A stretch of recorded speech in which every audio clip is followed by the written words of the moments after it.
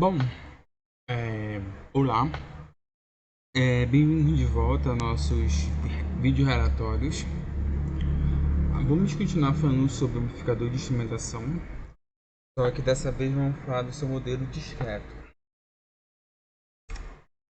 Os nossos objetivos nesse vídeo relatório: dar uma breve introdução sobre o AD na versão discreta, falar sobre o método que foi utilizado.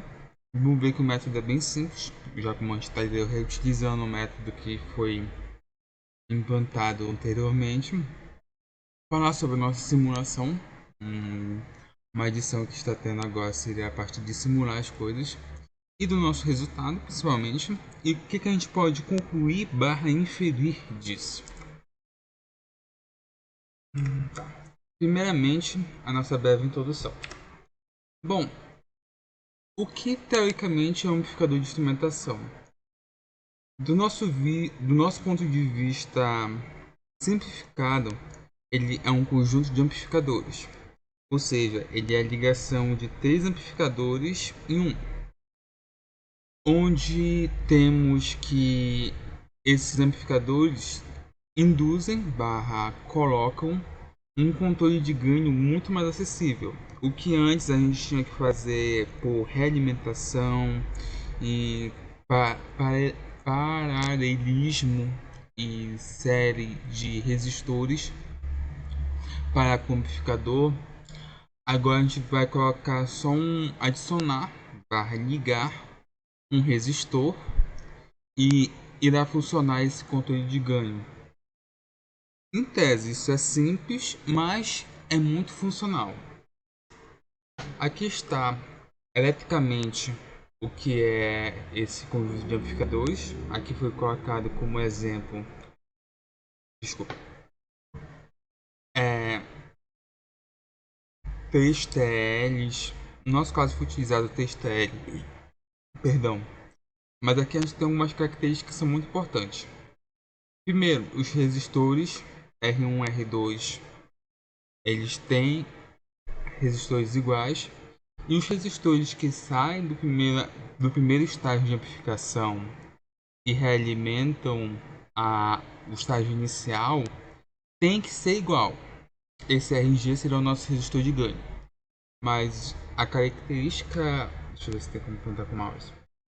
Esse daqui, esse RTs, os dois tem que ser iguais. Esses dois resistores R2 aqui também tem que ser iguais. E esses resistores R1 aqui tem que ser iguais. Não pode ter uma variância muito grande entre eles, por causa, principalmente esse R1 e R2, que dá um efeito de ganho.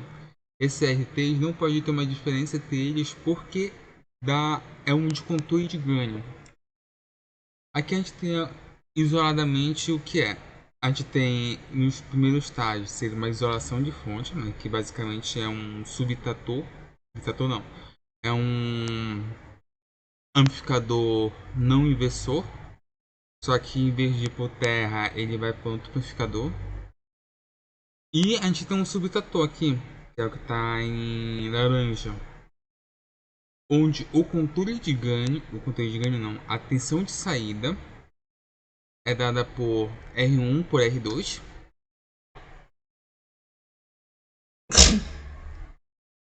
Perdão. Multiplicado por 1 mais 2 vezes RTs, que seria esses resistores aqui RTs, dividido por RG, que esse daqui seria o nosso ganho do AD, que a gente comumente chama, vezes a diferença de tensão do estágio que alimenta o positivo pelo estágio que alimenta o negativo. Esse positivo e negativo é de vista do subtrator. Bom, agora o método. Basicamente, o que a gente está focando nesse método? Como é que a gente vai fazer? O que altera em relação ao passado? E a nossa teoria mesmo na nossa prática. Das nossas fases iniciais, que é o que a gente vai fazer. Basicamente, a gente vai montar o circuito equivalente do AD, assim a gente pode falar, de modo que a gente verifique se ele vai se comportar como um AD e as diferenças que vai ter em relação a esse AD. A gente vai reutilizar basicamente os materiais, principalmente os somadores, já como já estão montados, não tem porquê antes de montar. O foco é manter o ganho, ou seja, deixar aquele ganho de 100 que a gente tinha anteriormente no AD, e focar principalmente no entendimento, ou seja, como é que isso daí vai se proceder, o que, que a gente pode inferir disso, o que, que a gente vai entender com isso. Basicamente, olhar para o circuito, entender como ele funciona e ver que esse circuito é o nosso AD630, por exemplo. Bom, o circuito esquemático que vai ser montado é esse, basicamente aquele circuito que foi mostrado anteriormente. Só com uma adição, os nossos resistores R1 e R2 vão ser de 10K, aqui não foi colocado os valores, mas foi anotado, estamos de cabeça. O nosso R3 é um circuito é um resistor de 247 que forma os 400 e... não, 400 não. Eu errei o valor do R3. O R3 é 24,7 que forma o 49,4 que é o resistor presente no AD630, por isso que a gente 620, por isso que a gente fala tanto do AD. E o nosso resistor de ganho, para manter o ganho 100, tem que ser um resistor de 497, que basicamente foi o que a gente utilizou no estágio passado. Aqui está uma foto basicamente das montagens. Mantivemos o valor do resistor, por isso que está aqui esse valor ainda. E daqui já está uma montagem dele já a ponto para verificar o sinal de saída. Eu esqueci de tirar umas fotos melhores e retirar foto de todos os resistores, mas foi feitas as medições, está garantido que esses resistores estão dentro da faixa. Os que é para ter 24.7 tem 24.7. O que é para ter 10K não tem 10K exatamente, tem, por exemplo, 9.9, mas foi mantido a resistores de 9.9 iguais, que é o que mais tem dentro do laboratório, para justamente manter a relação de meio. Esse basicamente a gente tem dois resistores de 10 justamente por alguma coisa, então foi mantido esses resistores iguais para não ter BO. Agora vamos ficar com a simulação e com os resultados.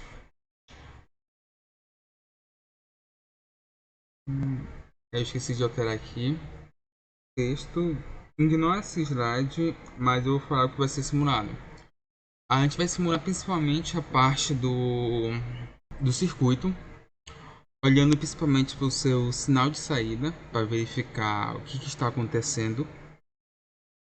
Também vamos simular para saber o seu diagrama de Bode, tanto do sinal de entrada, do sinal de saída para o sinal de entrada, que é o que a gente espera, que seria no caso 2 Hz, quanto o sinal de saída pelo sinal de ruído, que seria o sinal que a gente está atenuando. Então a gente espera basicamente isso, fazer uma análise de forma que dê a entender bem esses sinais, o sinal de saída no caso em relação ao sinal de entrada que é desejado, e o sinal de saída em relação ao sinal de entrada que é o nosso ruído. Além disso, dá uma vislumbrada no que deveria ser o nosso sinal de saída, sem os ruídos, sem nada, para entender se o nosso circuito que foi montado está correto. Então, vocês vão ver agora a parte da simulação e a gente já volta. Já chegamos nesse ponto, a gente vai falar agora sobre a simulação. A simulação foi feita de forma a montar um circuito que tem os dois blocos somadores e também montar o nosso AD de forma não discreta. Aqui está os nossos blocos somadores, nossos dois aqui, onde entra o sinal senoidal de 60 Hz e o sinal senoidal de 2 Hz. Quando a gente bota para simular, a gente consegue verificar o que já foi posto nos slides. que seria a nossa frequência de 2 Hz aqui de saída. Lembrando que em nenhum momento foi ligado as ponteiras do osciloscópio aqui na entrada, então isso daqui são todos os sinais de saída. Esse de cima aqui é o sinal de saída do AD e esses dois aqui de baixo são da entrada do AD. O canal C é da entrada do bloco somador, que é entre somar o sinal de 2 Hz e o sinal de 60. Nota-se que por ter essa frequência baixa, como já foi dito no relatório passado, aqui não vai demonstrar uma efetividade. A gente pausa aqui, a gente aumenta isso daqui para 250, tá ok. Agora é possível ver a efetividade do sinal senoidal aparecendo aqui. Só foi possível ver depois que aumentar, o que já foi falado anteriormente. Então stop, devolve para atenção que eu te busco, porque o foco não é falar sobre isso. Continuando, a gente tem essa saída de sinal do AD, e a saída do sinal a gente vê aqui que não há falhas, ou seja, no mundo ideal, que é o nosso mundo da simulação, o sinal vai sair perfeito como se estivesse entrando. O que a gente sabe quando a gente olhar para o experimento que não é verdade. A gente podendo dar uma olhada aqui para ver se é um desfasamento. Não, o sinal não é defasado, o sinal de 2 Hz. A gente vê que tem uma leve variação aqui, sinal de 2 Hz, que é a provocação dessa tensão baixa, ou seja, uma oscilação bem baixinha que aparece, mas está presente. Enquanto o sinal de 60 Hz aqui está intacto, fixo no lugar. Agora vamos olhar para as larguras de banda, nossas respostas em frequência. Vamos lá, o primeiro resposta de frequência que a gente tem é em referente ao sinal de 2 Hz, que é aquela situação, e deixa passar tudo com ganho, mas vai ter algum momento que ele vai começar a atuar como se fosse um filtro passa baixo. E a queda de 3 dB, 34, 33, 32, 31, seria mais ou menos perto dos seus... a gente está com o sistema, então é mais fácil. Perto dos seus 29,4 kHz. Contudo, nosso foco não é falar sobre isso, né? A gente sabe disso.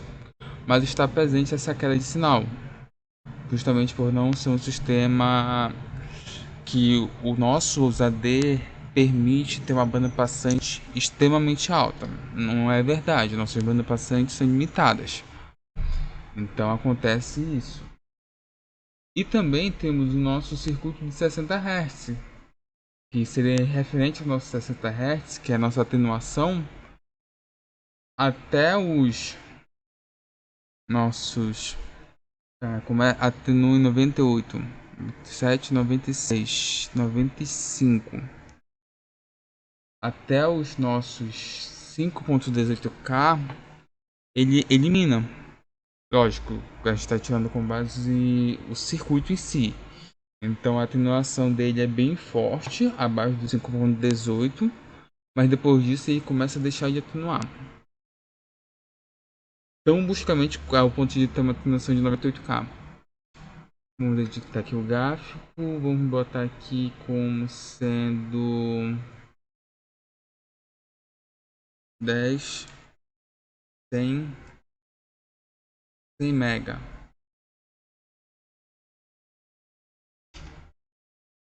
Tá, o que a gente vai ter aqui é o seguinte: a atenuação dele vai ser forte, até mais ou menos seus, vamos botar aqui como sendo 10K, para dizer que não tá atenuando tão bem assim.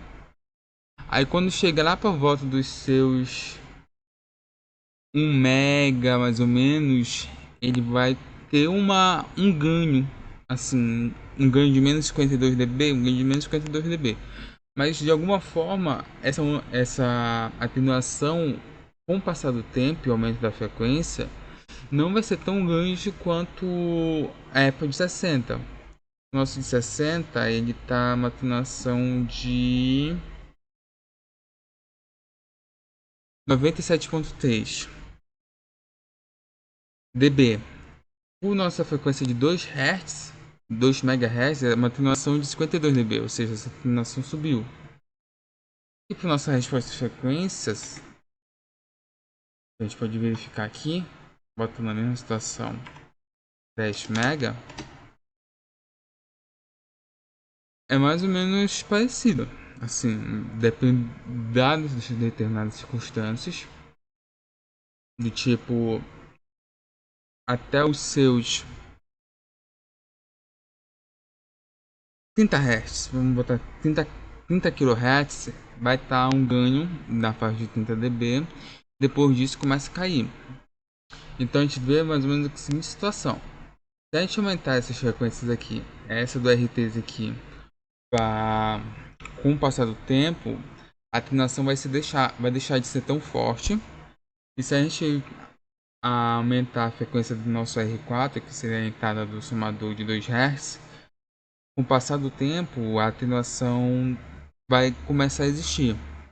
Ou seja, até os 30 kHz, o que por sinal já é um sinal excelente, não desmerecendo o sinal de 30 kHz, porque raramente algum sinal bipotencial vai chegar a essa frequência. Mas falando de sinais de modo geral sobre o componente AD, que é o nosso foco, até os 30 kHz ele vai dar um ganho de 30 dB. Depois dos 30 kHz, vai começar a cair esse ganho. O que a gente tem como base do mundo teórico dos amplificadores, que é o que se imaginaria, isso não existiria, mas existe porque não estamos no mundo ideal, justamente por causa disso. Eu espero que tenha ficado bem entendido essa parte da simulação. Agora a gente vai voltar para os slides para continuar falando sobre o tema de monitoramento, não, respostas e simulação. Voltando, temos aqui um breve print do que foi simulado. Foi falado já um pouco mais sobre isso, mas vamos ressaltar aqui novamente. Está aqui o nosso circuito. Está aqui ela sentada do nosso bloco somador. Deixa eu ver se tem. Aqui. Temos aqui ela sentada do bloco somador. Daqui é o somador com terra. Daqui é o somador com as duas frequências, ou seja, a gente está pegando a frequência desejada e botando ruído. Ele vai passar pelo nosso circuito do AD, que é esse daqui. Essas duas ponteiras aqui, essa que vai para o nosso lado A, que é o nosso vermelho, nosso amarelo. Daqui é só nosso ruído de 60 Hz. O que vai para o nosso lado C é o nosso ruído de 60 Hz com a frequência de 2 Hz. Que não está bem visível, mas você viu no vídeo que foi feita a alteração de tensão para mostrar esse sinal visível. E o nosso sinal de saída, que é o nosso sinal azul, que é o nosso sinal de 2 Hz. E como a gente pode verificar aqui, esse sinal de 2 Hz está limpo. Então não há nenhum defeito, nenhum BO para com esse sinal, ao ponto que ele fique sujo ou que não dê para verificar bem esse sinal. A gente pode ver que ele está muito bem limpo, sem nenhum ruído, não está sendo modulado, não tem aquelas ondinhas de 60 Hz aqui, como foi visto quando a gente montou do AD. E o que foi que medimos? Bom, aqui está basicamente o sinal medido. Aqui está o nosso sinal de 60 Hz da saída do bloco somador 60 Hz com terra. Aqui está o nosso bloco somador de 60 Hz com o de 2 Hz. A gente vai aqui que aqui não dá para ver nada, basicamente, com se está durando ou não, exatamente como aqui, também não dá para ver. E agora a gente tem o nosso sinal de saída, que basicamente está bem ruidoso. Aqui está com um ruído enorme. A gente vê que aqui está o sinal de saída certo, porque está 221 mV, sendo que a gente está encontrando um sinal de 2 mV, 2 vezes 100 dá 200 mV, então o sinal está certo. A frequência está correta também, só que ele tem um ruído. que seria o nosso ruído de 60 Hz, que é o que a gente estava tentando atenuar de forma mais forte possível. Que a gente viu na simulação que é possível, mas no nosso mundo real temos algumas barreiras. Tirando esse sinal de 60 Hz aqui, a gente aplicou também a FFT, que seria a transformada de Fourier, para dar uma olhada no sinal das frequências que estão sendo bem vistas. Aqui está pelo começo, essa frequência aqui seria a nossa frequência de 2 Hz. Aí é 10, 20, 30, 40, 50. Essa frequência aqui seria de 60 Hz. E vimos que essas são frequências que se sobressaem bastante. 60, 70, 80, 90. Temos uma frequência aqui de 96, mais ou menos. 2, 4, 6. Não. Seria mais ou menos seus 97. Isso daqui está dividido em 4 pedacinhos. Então seria 97,5 kHz, quase 98. Eu não sei de qual é essa frequência aqui de 98 Hz. Eu sei que essa frequência aqui de 2 Hz é a nossa frequência que a gente deseja. E daqui de 60 Hz é a nossa frequência que está sendo modulada barra nosso ruído. Bom, voltando, quase esquecendo. Fique agora com a parte do nosso vídeo, né? A gente tem um vídeo no laboratório demonstrando tudo isso. Agora fique com o vídeo. Bom, como eu não consegui gravar isso em sala, eu gravei o vídeo lá na hora, por causa do ruído e tudo mais, estava muito barulho. E a gente vai acompanhar agora, basicamente, a demonstração do que foi feito em sala de aula. Bom, aqui a gente demonstra as fontes de tensão, onde a gente nota que não está tendo um consumo de corrente tão alto, não chegou aos 10 mA, e as fontes estão citadas para os seus mais ou menos 12 volts. Essa fonte tem um pequeno ajuste de regulação, não está perfeito esse ajuste, mas pode acreditar, tem 12 volts aí.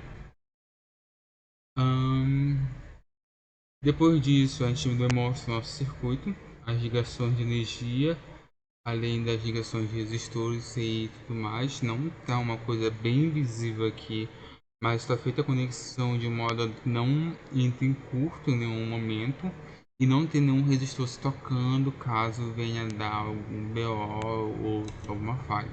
A ponteira está ligada diretamente na protoboard para garantir contato e que não venha a remover os resistores do local, além de ter um ponto de aterramento muito bem feito aqui.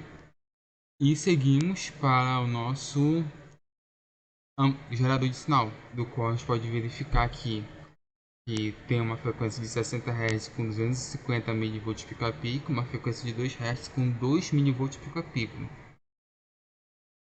E aqui a gente tem a nossa saída, basicamente um sinal quase senoidal, um sinal senoidal modulado. Deixa eu ver aqui. Onde a gente tem uma tensão pico a pico aqui que está aparecendo de 200 mV, mais ou menos, daí uma falha de conexão. Algumas fronteiras dão um pouquinho abaixo, mas foi medido no laboratório. Ixi, essa daí foi a parte que deu o BO, o resistor saiu do lugar. Mas já voltou. Ponto, continuando. E temos uma frequência de 2 Hz. Aqui a gente vê visivelmente o sinal está sofrendo com modulação, mas não está sofrendo com modulação tanto quanto o sinal do AD, que a gente viu anteriormente, que estava muito mais ruidoso que esse sinal de agora. A gente também pode ver as transformadas, que é o que vai ser setado agora, a transformada de FFT, e a gente pode verificar e mostrar essas frequências que estão sendo atuadas no sistema. Estou caçando o botão da transformada de Fourier. Demorou um pouquinho para achar. Achou. Aí aqui está a transformada de Fourier. A gente tem o sinal de 2 Hz, muito presente. O sinal de 60 Hz, que é o sinal que está provocando seu ruído. E um sinal de Daqui seria 98. Daqui eu apontando pro sinal de 2 Hz e pro sinal de 60 que vai entrar agora. 60 Hz. Tem um sinal de 98 aí que eu sinceramente não sei de onde veio até agora esse sinal, mas está presente aí dando um alô. O bom é que é um sinal baixo, mas eu não sei identificar de onde esse sinal veio. Vou voltar aqui para o nosso vídeo. Deixa aqui a capinha aqui como capa. Bom, é isso. Eu espero que tenha ficado um pouco mais entendido. Eu peço desculpas por não ter conseguido gravar isso em sala, mas foi feita a gravação e o foco era demonstrar para vocês, ou apresentar o circuito que foi montado e demonstrar ele funcionando. Mesmo com essas falhas que temos aqui, que são quase irremovíveis, que é o sinal de 60 Hz, que é muito presente na nossa rede elétrica, basicamente, e por isso reincide nos nossos equipamentos, onde a gente tentou remover ele de todas as formas, e como vocês viram na simulação, dava para ele não aparecer, mas ele apareceu aqui e não teve muita coisa que a gente pudesse fazer para remover. É isso, eu espero que tenham entendido a demonstração aqui. Agora a gente pode continuar com os slides para nossa conclusão. Voltando, finalmente podemos passar a nossas conclusões. Bom, vamos fazer a nossa comparação, que foi lá no método que a gente fazia as comparações, agora a gente chega nas comparações. A gente pode concluir, inferir, que o nosso sinal de saída desse sistema de AD, desse sistema versus do AD, se mostrou nesse sistema um pouco mais eficaz, assim, não no sentido de ganho, a gente não chegou a comparar os ganhos com o sinal biopotencial, mas no sentido de eliminação de ruído. Aqui a gente vê que o ruído foi eliminado de forma que está aparecendo o sinal de 60 Hz, mas o sinal está mais limpo e mais visível comparado a esse outro aqui, que sinceramente eu tenho quase certeza que não é só o sinal de 60 Hz que está presente aqui. E aqui o sinal está muito ruidoso, então precisa passar por um tratamento ainda. Quando a gente compara esses dois, a gente verifica que o sinal do AD ele pode ser melhor, comparativamente falando, ele tem uma coisa mais sólida, dá para visualizar um pouco mais essa onda se a gente olhar fixamente. Parece uma onda mais constante. Então, se a gente botasse aqui, por exemplo, um convencional digital, daria para identificar essa onda de 2 Hz. Mas, e tipo, sem precisar de muito BO. Quando a gente compara, se a gente fosse ficar a mesma coisa com o nosso sinal aqui, a gente ia sofrer um pouquinho para identificar direito o sinal de 2 Hz. Mas quando a gente olha assim da visão do osciloscópio, a gente vê que o que passaria por um filtro bem mais simples seria o nosso sinal de que foi feito, que a gente montou um AD. Quando a gente usa um filtro bem simples, aqui a gente precisaria fazer um tratamento de sinal, que seria no caso do AD. Esse daqui é basicamente uma onda de rádio AM. Assim, com todo respeito às ondas de rádio AM, mas é o que isso daqui é. A gente passaria por um filtro indutivo, capacitivo e um diodo. A gente já conseguiria ver esse sinal, ou seja, um demodulador AM básico. Então, a gente tem esses problemas. No caso, no sentido desse sinal desse formato de AD ser muito mais eficaz que esse daqui. Mas a gente não está comparando com outros pontos que não foram relevantes para esse circuito. Por exemplo, ele consegue receber esse mesmo sinal se estiver conectado à pele. Como é que ele vai ser eficaz se estiver ligado diretamente à pele? O AD não vai ser bem melhor para isso do que esse daqui? Ou se teoricamente mesmo no circuito, não deveria. Mas tem casos e casos, então a gente não está levando esses casos em comparação. E agradecer por ter prestado atenção nesse nosso vídeo relatório. Qualquer dúvida, eu estou aqui, tem a seção de comentários aqui caso vocês queiram perguntar.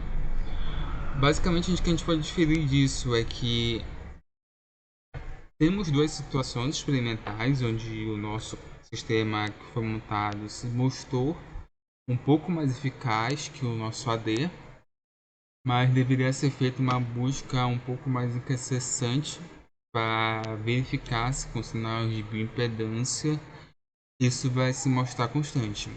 Talvez daqui a alguns relatórios, ou quem sabe no próprio relatório final, a gente não possa verificar esse sinal. Dar um tempo aí para os nossos relatórios e verificar o que a gente vai decorrer a partir disso. Mas no quesito de conhecimento que a gente adquiriu até hoje, a gente pode verificar que o circuito montado do AD se aparenta ser mais eficaz do que o AD. Bom, é isto. Agradeço por terem prestado atenção.